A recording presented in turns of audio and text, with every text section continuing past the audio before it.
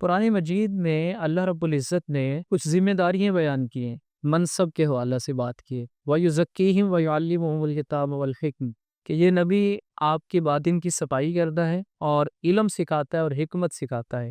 قرآن کی آیت بتاتی ہے کہ علم پہلے نہیں آتا، علم اس وقت آتا ہے جب ہم اپنے باطن کی صفائی کر لیتی۔ تو جس دن عزیز طلبہ ہم نے یہ فیل کرنا شروع کر دیا کہ ظاہر پر اگر دھبا ہے میں اس کو اچھا نہیں سمجھتا، تو میں ایز اے عالم دین کا داعی بن رہا ہوں اور میرے اندر کتنے دھبے ہیں، حسد ہے، بغض ہے، کینہ ہے، نمازوں کی قضا ہے اور کتنی وہ غلطیاں ہیں کہ جو اندر پنپ رہی ہیں اور مجھے فیل بھی نہیں ہو رہی۔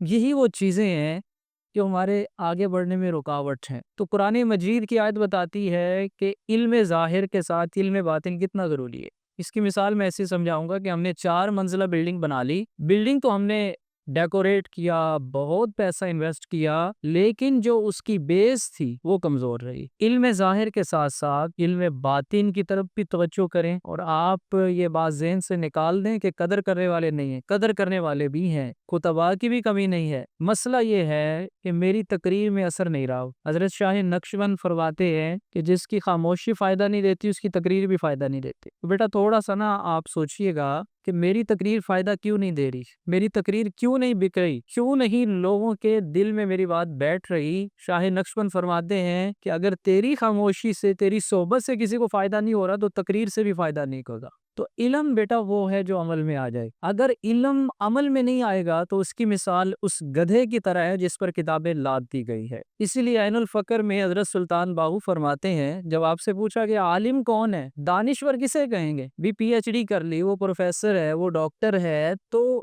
حضرت سلطان باہو فرماتے ہیں کہ بھائی عالم تب بنے گا، ڈاکٹر تب بنے گا، دانشور تب بنے گا جب وہ اپنے نفس کو پہچان لے گا۔ پوچھا گیا مولانا کون ہے، آج ہر بندے نے اپنے نام کے ساتھ جس نے بھی تھوڑا سا دین پڑھا ہے اور جو حفاظ ہیں وہ بھی مولانا لکھواتے ہیں۔ آپ نے فرمایا مولانا وہ ہوتا ہے جو اللہ کی رضا والے کام کرتا ہے، طالب مولا۔ اور آپ کا بڑا مشہور قول ہے کہ جو دین اس لیے پڑھتا ہے کہ میں اس سے دنیا حاصل کروں، تو پھر اس کی مثال مخنث کی طرح ہے۔ وہ مخنث ہے جسے ہماری سوسائٹی میں ہجڑا کہا جاتا ہے، انگلش میں ٹرانسجینڈر کہا جاتا ہے۔ اور فرمایا کہ جو دین اس لیے پڑھتا ہے کہ تاکہ مجھے جنت مل جائے، تو اس کی مثال عورت کی طرح ہے۔ جیسے عورت خواہش رکھتی ہے تو یہ جنت کی خواہش کا طلبگار ہے۔ تو پوچھا گیا پھر اصل دین کا علم ہمیں کس نیت سے پڑھنا چاہیے، تو آپ نے فرمایا بھائی دین اس لیے پڑھو تاکہ اللہ راضی ہو جائے۔ طالب مولا جو ہے وہی مذکر ہے۔ داؤد علیہ السلام کی طرف جب وحی بھیجی گئی علم نافع حاصل کرو، پوچھا کہ علم نافع کون سا ہے، تو اللہ رب العزت نے فرمایا کہ اے جبرائیل بتا دو کہ علم نافع وہ ہے کہ جس سے تمہیں اللہ کی معرفت حاصل ہو جائے۔ اس لیے حضرت ابو بکر صدیق رضی اللہ تعالیٰ عنہ، آپ کا یہ بڑا مشہور قول ہے، آپ فرماتے ہیں کہ میرے لیے اتنا علم ہی کافی ہے کہ میں اللہ سے ڈروں، میرے دل میں اللہ کا خوف پیدا ہو جائے۔ تھوڑا سا امیجن کریں، تصور کریں کہ آج اگر ایک کالج یونیورسٹی کا بچہ نماز بھی پڑھتا ہے، قرآن بھی پڑھتا ہے، اور میں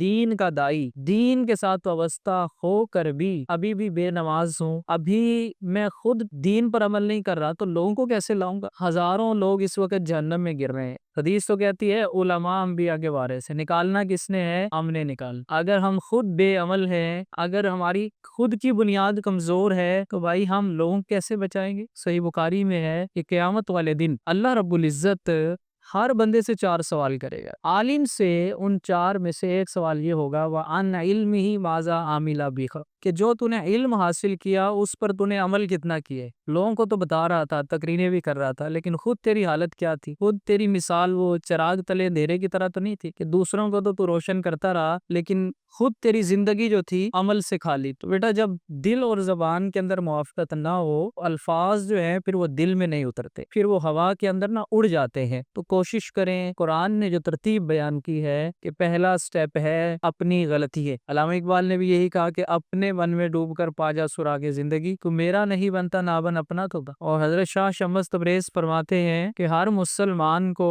اپنے اندر بسے کافر سے ملنا چاہیے، اور ہر کافر کو اپنے اندر بسے خاموش مومن سے ملنا چاہیے۔ وہ تو ایک مسلمان کی بات ہے، ہم عالم بن رہے ہیں، ہم دین کے داعی بن رہے ہیں، ہم نبیوں کے وارث بن رہے ہیں۔ تو اگر ابھی ہم اپنے نفس کو نہیں پہچان پائے، ابھی بھی وہی غلطی ہیں، وہی مسٹیک، ٹیچرز کے بار بار نصیحتیں کرنے کے باوجود تو شاید ہم سے بڑا کوئی بیوقوف نہیں ہے۔ ہماری ذمہ داریاں کیا ہے؟ معاشرے کے اندر ہم نے کیسے پریزنٹ کرنا ہے، اپنی خدمات کو، اپنی سروسز کو سوسائٹی میں کیسے پہنچانا ہے،